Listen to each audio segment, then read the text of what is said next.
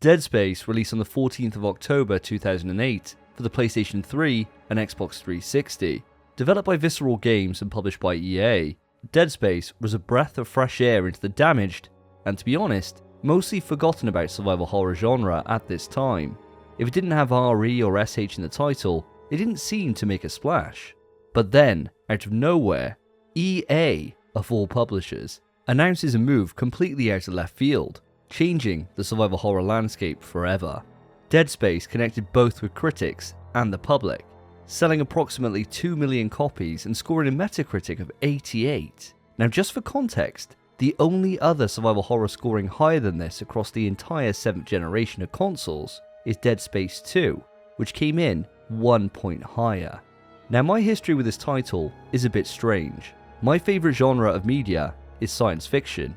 I adore survival horror, and yet I didn't pick up Dead Space till nearly 2 years after its launch. I ended up grabbing it second hand for £5 from the pre-owned section of Game, and then, when I started it, I was shitting my pants so much, I took an extended break which went on for 6 months before I finally plucked up the courage to revisit it. But when I finally took my dummy out, put my big boy pants on, and manned the fuck up, I was hooked, going on to earn the Platinum Trophy shortly thereafter. Dead Space is a franchise I adore, and with the remake on the horizon, it seems like a perfect opportunity to revisit the series, to see if it still holds up all these years later. Now it's been 12 years since I last played it, and so, over the course of this review, I'll be explaining what works, what doesn't, and ultimately, if it even needs a remake. Now for those of you who've never played Dead Space before, I will be going through spoilers, but I'll provide timestamps to help you avoid them. Now let's dive in.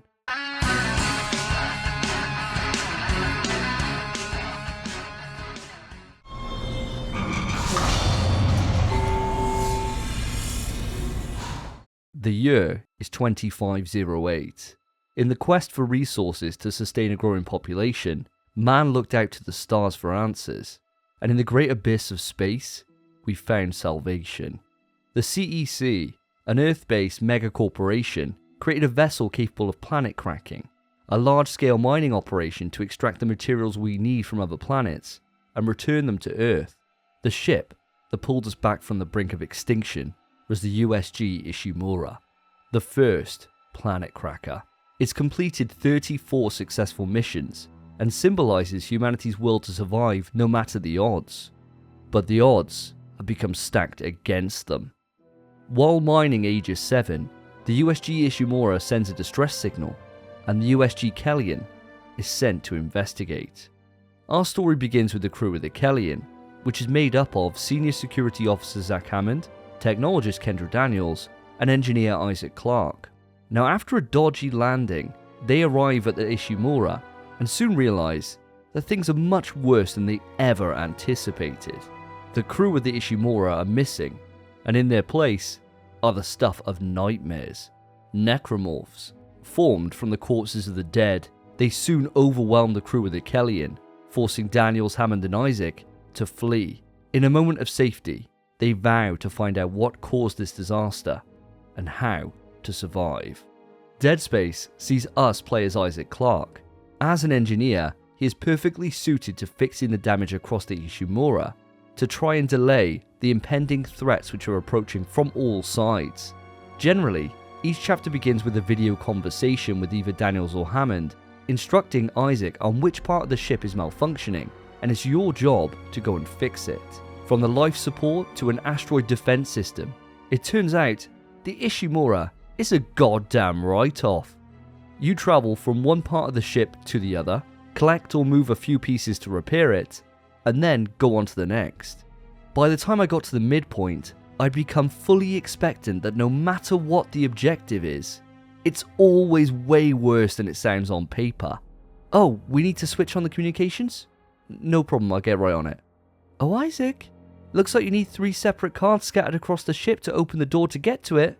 Oh, and Isaac, you'll need to place a beacon on an asteroid and push that out into space so we can get a signal. Oh, and Isaac? Yeah? Can you put a broom up your arse and sweep the floor as you go? Now, if this was all there was, the plot of Dead Space would be good, but not all that memorable. Fortunately, this isn't even the tip of the iceberg. Dead Space incorporates a similar design philosophy as the 2007 masterpiece BioShock. While exploring the environment, you'll come across text documents, audio diaries, and video logs. These pickups are sensational. What starts as a story about fixing a ship becomes a story about religion, government control, and the shady dealings of a megacorporation, with plenty of room left to expand upon these in future sequels. With each document I collected, I became more and more enraptured by the players within this world, with their ideologies, and how all of it is not only relevant, but essential to understanding what caused the events to transpire aboard the Ishimura. Earlier, I made the comparison with BioShock, and nowhere is this more prevalent than in the environmental storytelling. Every wall and every corridor is bursting with character, with stories to tell. They make the world feel believable, and in seeing the state of the scenery and the bodies that litter the environment, your imagination is ignited by the sheer horror of it all. When I think about the survival horror genre, outside of a few notable exceptions, the plot is typically not the strong suit.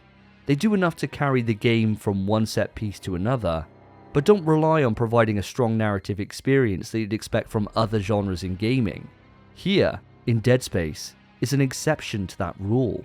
The plot weaves multiple threads together, from Isaac's search for his girlfriend Nicole, who is stationed on the Ishimura, to the secrets of the marker itself, and backs this up with enough twists and turns to make you think you're watching an M. Night movie.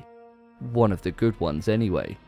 Now, speaking of twists, I'm going to move this over to spoilers just for the moment, so if you don't want anything ruined, skip to the timestamp shown above.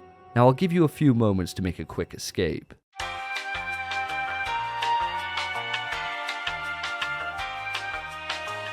Across the game, Isaac has video conversations with his girlfriend Nicole.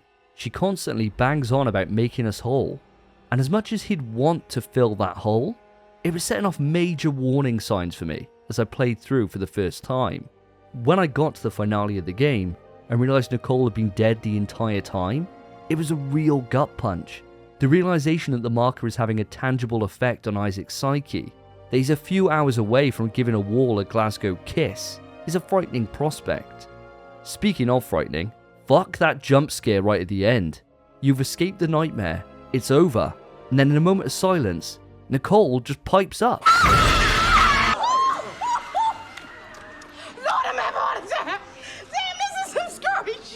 During this playthrough, I remembered a good portion of the game, but I was able to experience one twist which I'd completely forgotten about. Kendra Daniels. What a scumbag. I spent the entire game trusting her, and then boom, what you say? My jaw was on the floor. I've never been so happy to forget something. The shock reminded me on how effective these twists had been for the first time. I've been extremely positive this entire section, but there's one negative. Isaac is mute. Now, for the vast majority of the game, it isn't even a factor, but as soon as you have an emotional beat, the flaw in this approach raises its head. Take the revelation that Nicole is dead. All you get is silence, and then a unique animation of Isaac shaking his head like the Churchill dog, which lasts for like 15 frames, and then he's back to normal. For all I know, he's thinking about the juicy life insurance payout he's about to receive, and that moment just took me right out of the experience. Spoilers are over, so let's bring this section to a close. The plot of Dead Space is an overwhelming success. Isaac Clarke is a vessel for us to experience the story, but don't be fooled. He isn't the star of Dead Space. The draw here is the Ishimura and the crew that inhabit her. Dead Space is a game which creates a world that I want to learn more about. And for any new IP, that is the ultimate goal. Reducing Isaac to a silent protagonist does hurt the emotional weight the game could convey, but it doesn't reduce the impact the Ishimura leaves on you, long after the journey ends.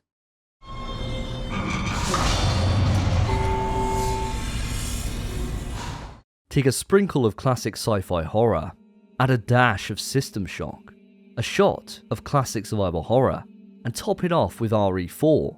and you've got the mix for Dead Space. Taking inspiration from the greats of old is one thing, but how do you combine these disparate parts into a cohesive experience? Well, first, you need great enemies which are both fun and terrifying to engage with, and then you layer this with systems that underpin every action on screen. Dead Space introduces us to the necromorphs, disgusting, grotesque creatures in their own right, but how you deal with them is pure genius. With most games, you'll be expected to aim center of mass, or if you're feeling extra spicy, go for the headshot for extra damage. Here, doing this is nothing short of a waste of ammo. To take these guys down quickly, you'll need to dismember them. To help with this task, Isaac is armed to the teeth with an assortment of weapons. Now, as an engineer, the vast majority of these are tools of the trade. The plasma cutter, the line gun, the ripper, and many more. You can see their intended purpose within their design, and as it happens, engineer and surgeon must be part of the same job family, as these tools do more than enough to cut down wave after wave of necromorphs. And trust me, over this journey, you'll be mowing down hundreds of enemies. The game at times feels like an action game in how large the groups can get and how powerful your weapons feel. It only takes a few rounds to deal with almost any threat. So I suppose it's most like RE4 in that way. However, one big change between the two is how tricky these bastards can be. One minute, you're engaging a threat from across the room, and the next, they burst through the vents above and behind you, forcing you to run and try and create some space while they sprint after you with ferocious speed. Now, what helps keep the experience fresh throughout is the frequency to which you're exposed to new types of necromorph. The moment you found the right tool for the job, a new challenger approaches and makes you go back to the drawing board. Every weapon has a primary and an alt firing type, and they each have their uses. Now, in my original playthrough, I bought every weapon and tried them all out to see which I preferred, but on this run, I knew exactly what I needed to get the job done. A plasma cutter with its alt fire changing from horizontal to vertical slices makes it adaptable to any threat. The Ripper, for dealing with the swarmers and other small threats without wasting a shit ton of ammo. The Contact Gun, for obliterating bigger targets, getting them off the field as quick as possible. And finally, the head honcho, the Pulse Rifle. The only gun that isn't an industrial tool, and in my opinion, the best gun in the game. It fires a ridiculous amount of ammo, and it causes the enemies to essentially be stun locked, meaning if you're being rushed by a group, you can spray till your heart's content without a worry. Now, that's not to say the other weapons aren't useful.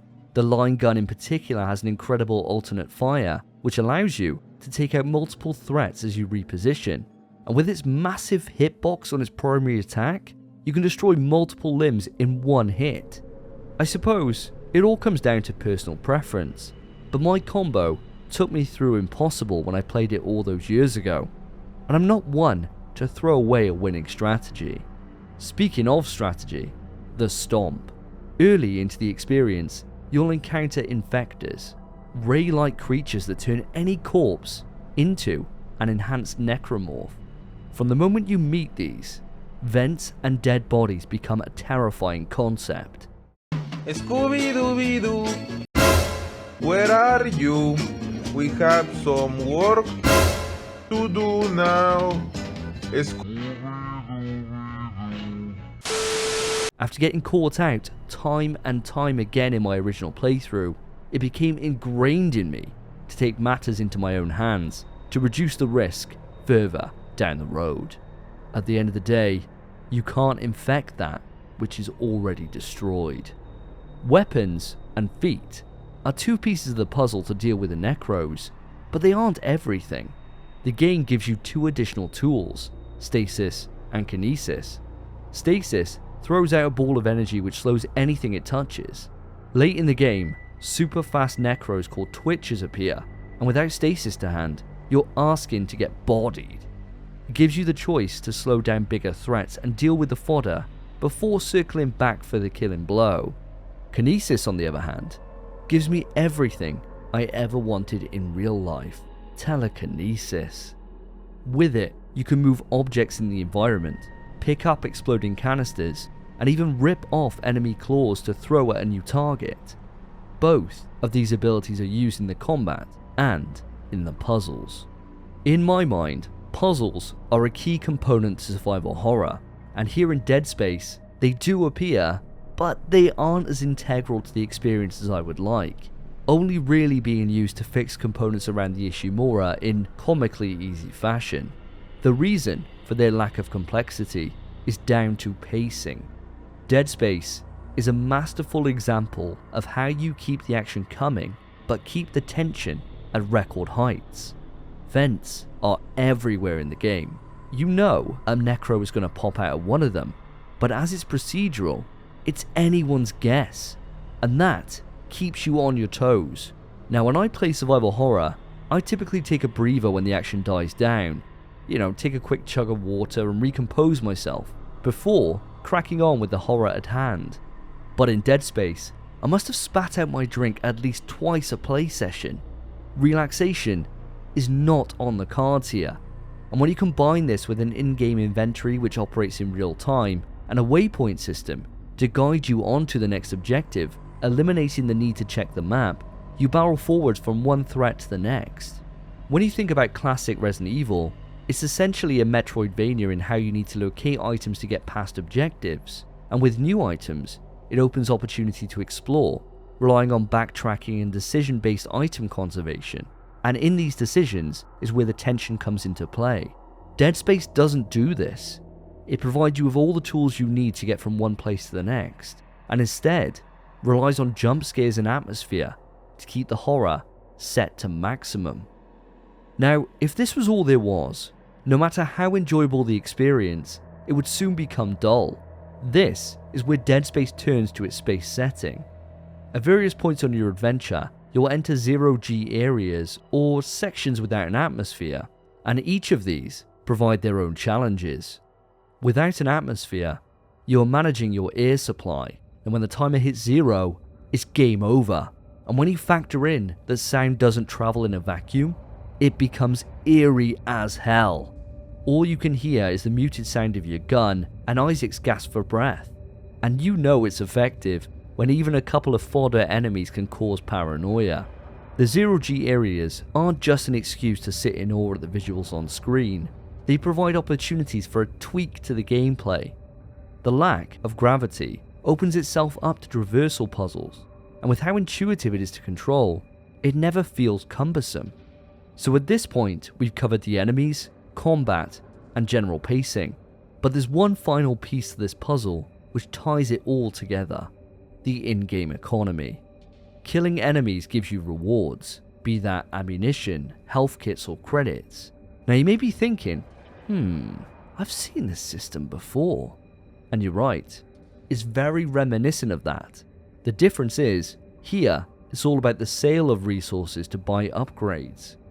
Found mostly at the start of the level, the store allows you to buy items which have been found around the environment.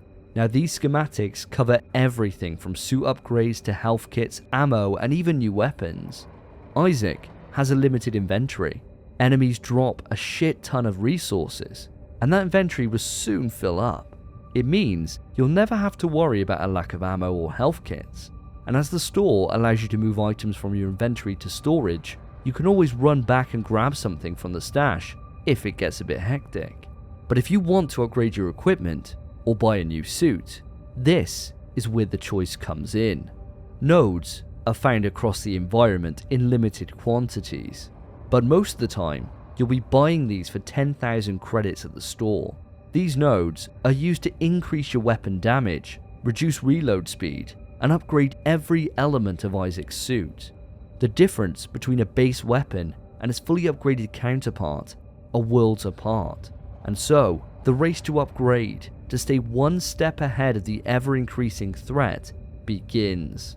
Now, as I stated, you'll have far more resource than you ever need, and you could squirrel this away for later use, or you can sell it off to be able to buy more nodes and get upgrading as quick as possible. Now on the normal difficulty, there's the odd occasion you may wonder why you sunk so much into a gun that now you're no longer using when you're desperately low on credits and health kits, but for the most part, any mistake is easily rectified by the sale of ammunition, which is in abundance on this difficulty. In harder modes, the balancing act between upgrades and lack of resources becomes much more apparent, and this is where the system truly shows its worth. If we tie all those parts together, we have a game that is paced for maximum speed and tension, enemies which demand you to find strategies to deal with them, and weapons which need to be upgraded to keep up with the challenges at hand. It takes what was laid down before and improves on many of the systems in those influences, while creating scenes of horror that are reminiscent of the sci-fi greats of old. Now unfortunately, it's not all rosy. There's a few sour spots, and they really stick out and show its age. First up, kinesis. Now don't get me wrong, it's used great in puzzles and throwing the odd gas canister, but when it comes to throwing enemy body parts at necromorphs, it feels like you're doing it just to piss them off, just to add a bit of insult before you switch back to the plasma cutter. It doesn't help too that the aiming of this seems all over the place. You'll go for a body part, and instead you'll pick up a crate or some other random shit dotted around the environment. It was more of a threat to myself than anyone else, and I quickly avoided using it outside of where it's necessary. The lifts. Fucking hell's a shit ton of lifts. This period in gaming was all about masking loading times, and for some reason, everyone thought putting you in a small box for eternity was the correct way to go about it. Now you have the odd exception where this is flipped on its head, and you're jumped by enemies or a necro appears directly as the lift doors open, making you cack your pants. But for the most part, you just sit there and check your phone for a minute. It turns out, in the 26th century, everything is advanced, except for lift technology. My final bugbear is one that, if you've played the game, you'll be expecting this. The asteroid defense sections. What were they thinking? A break in the gameplay is great, as I've already explained, but chucking in random sections which play like a budget shooter, and on the harder difficulties become the hardest part of the game, is a nightmare. They aren't fun, they go on for ages, and it's the only part of the experience that feels tacked on. Games need to know what they are, and for as much as I appreciate the choice to spice it up, it's executed so poorly that it begs belief why they didn't just save the time and create another boss fight. Fortunately, it's only used twice across the game, but even then, that's 2 times too many. Now, don't get me wrong, the positives here outweigh the negatives by a country mile, but in the sense of fairness, I thought they were worth mentioning. Now let's move it on to the presentation.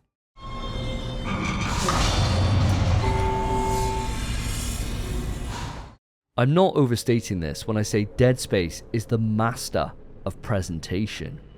Everything you need to know is communicated to the player without compromising on screen real estate.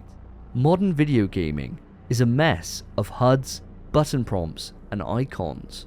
Dead Space uses its 26th century aesthetic to provide the characters with the resource integration gear, meaning they can incorporate every element you need to know, from the health to the ammo counter, into the suit itself. Diegetic design is so much harder to do than simply splashing a HUD on screen and calling it a day. To be able to show each character's health state from the bar on their spine, to be able to monitor your stasis from a dial on the shoulder, it removes the suspension of disbelief that normally comes with playing a video game, and enables complete immersion into the world. This immersion is doubled down on with incredible lighting and sound design. Now I've already covered how atmospheric this game is, but it's worth mentioning again just how excellent the use of fixed light sources are.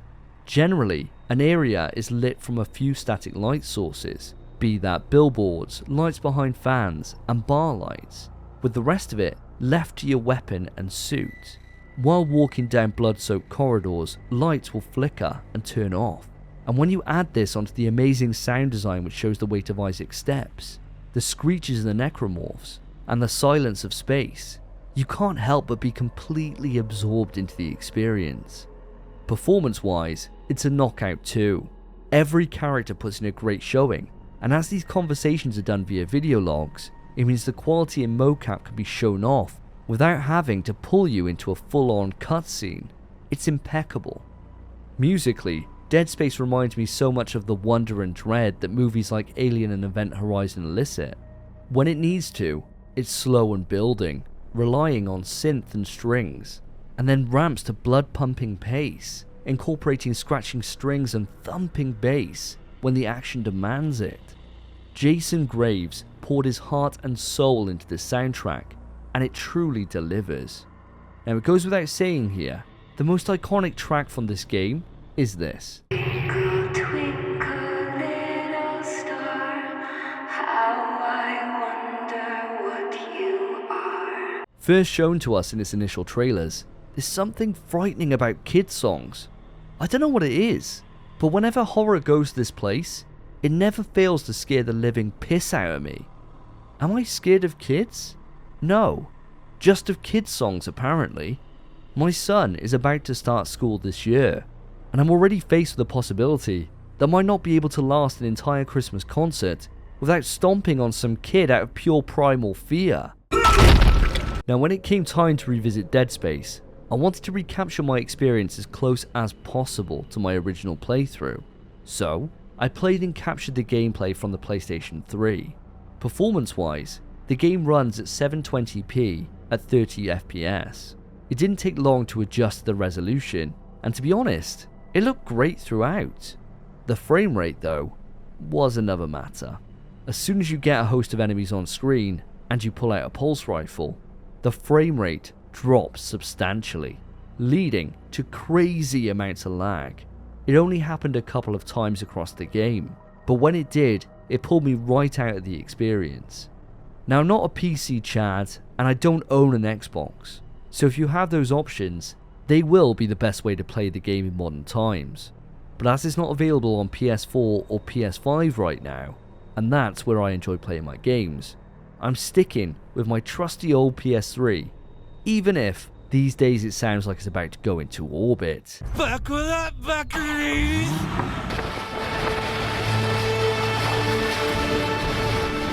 To end this section, I'm going to talk about bosses, and there will be spoilers here, so skip ahead to the timestamp shown if you're avoiding them.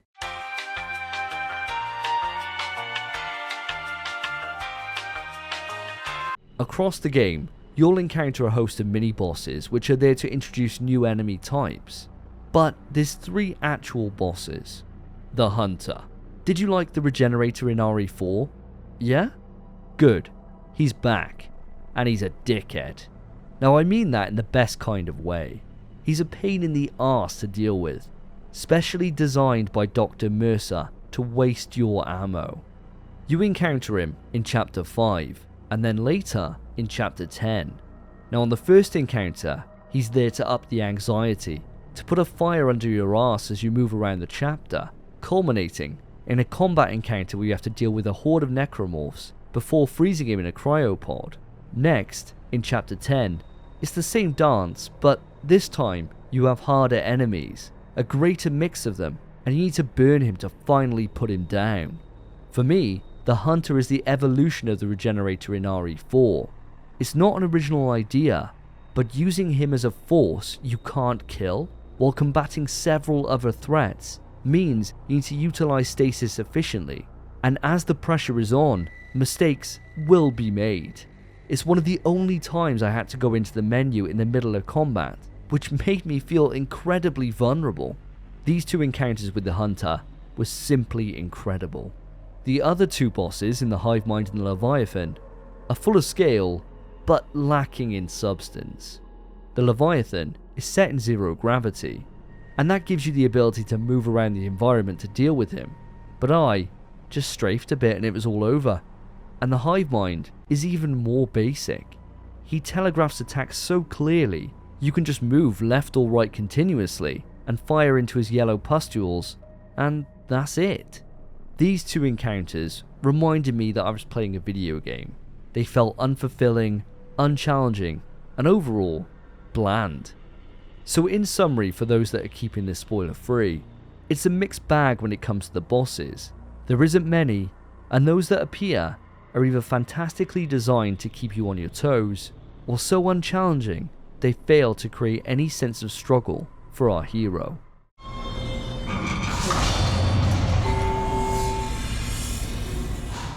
Dead Space is an example of what happens when fans of the survival horror genre get a chance to make an IP they care about, to take their passion for sci-fi horror cinema and fuse it with RE4, System Shock, and many others, moulding it into a unique experience you won't get anywhere else.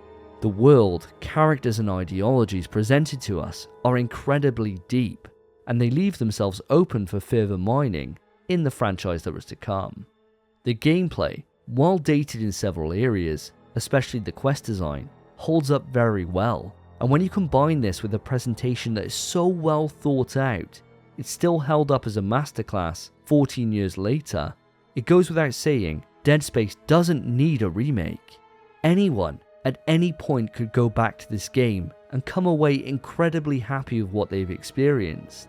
But in saying this, a remake will give us the chance to see the series return, and as long as fans put their money where their mouth is and support it, we may be able to see the series move from its dormancy to return as a major player in the survival horror space.